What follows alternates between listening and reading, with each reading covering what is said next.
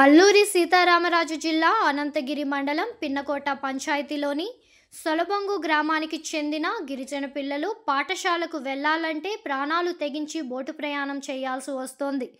నూకదొర తెగకు చెందిన 16 కుటుంబాలు నివసించే ఈ గ్రామంలో అంగన్వాడీ సెంటర్, రోడ్డు సౌకర్యాలు లేవు. 12 మంది విద్యార్థులు తమ గ్రామం నుంచి 2.5 కిలోమీటర్ల బోటు ప్రయాణం చేసి ఆపై కిలోమీటర్ దూరం నడిచి దేవరాపల్లి మండలం తమరబ్బ ఎంపీపీ ఎలిమెంటరీ పాఠశాలకు వెళుతున్నారు. భారీ వర్షాలు వస్తే ఈ ప్రయాణం మరింత ప్రమాదకరంగా మారుతుందని తల్లిదండ్రులు ఆవేదన వ్యక్తం చేస్తున్నారు. గ్రామంలోనే పాఠశాల ఏర్పాటు చేయాలని, సొలబొంగు నుండి వీరభద్రపేట వరకు 3 కిలోమీటర్ల రోడ్డు నిర్మించాలని ఐటీడీఏపీఓను కోరుతున్నారు. సిపిఎం జిల్లా కార్యవర్గ సభ్యుడు కె గోవిందరావు, గిరిజన సంఘం నాయకులు ఎస్ రాజారావు ప్రభుత్వానికి డిమాండ్ చేశారు. నా పేరు కె గోవిందరావు, నేను సిపిఎం పార్టీ జిల్లా కార్యవర్గ సభ్యుడిని. ఈరోజు అనంతగిరి మండలం పినకోట పంచాయతీ సొలబొంగు గ్రామంలో 12 మంది విద్యార్థులు రేవాడ డాములో సుమారుగా 300 మీటర్ల లోతైన డాములో నుంచి ఈరోజు తామరబ్బ స్కూల్కి అనకాపల్లి జిల్లా దేవరాపల్లి మండలం సంబంధించిన ఏరియాలకి బోటు మీద రోజు ప్రయాణం చేస్తున్నారు.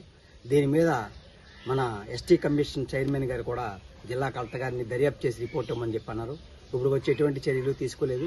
రెండోది, ఏదైతే సొలబొంగు గ్రామం ఉందో ఆ గ్రామానికి రోడ్డు కానీ స్కూల్ కానీ లేకపోవడం వల్ల ఆదివాసీ గిరిజన బిడ్డలు ఈరోజు నరకయాతన అనుభవిస్తున్నారు. వర్షాలు వస్తే అనేక ఇబ్బందులకు గురవుతున్నారు. ఆందోళనతో ఈరోజు స్కూల్కి వెళ్లే పరిస్థితి ఉంది.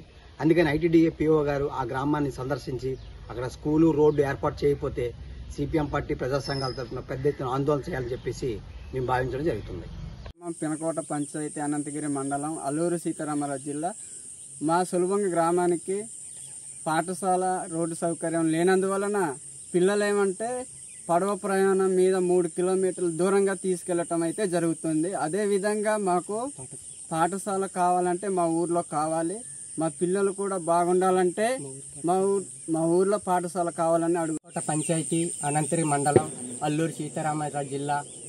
ఈరోజు మేము సొలబొంగు గ్రామం నుంచి గత 20-30 సంవత్సరాల కాడి నుంచి ఇక్కడే జీవిస్తున్నాం. కానీ ఈ రోజు అయితే మాకు పిల్లలకి పాఠశాల లేదు, అలాగే రోడ్డు సౌకర్యం లేదు.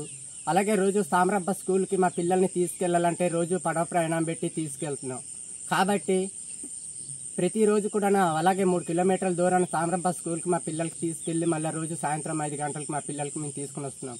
కాబట్టి మా పంచాయతీ అధికారులు కానీ మా మండలం అధికారులు కానీ ఈ రోజుకొచ్చి సొలబొంగు గ్రామం పిల్లలు ఎటువంటి రకంగా జీవిస్తున్నారని కూడా ఏ అధికారి కూడా వచ్చి ఈరోజు మా గురించి తెలియపరలేదు, తెలుసుకోలేదు కూడా.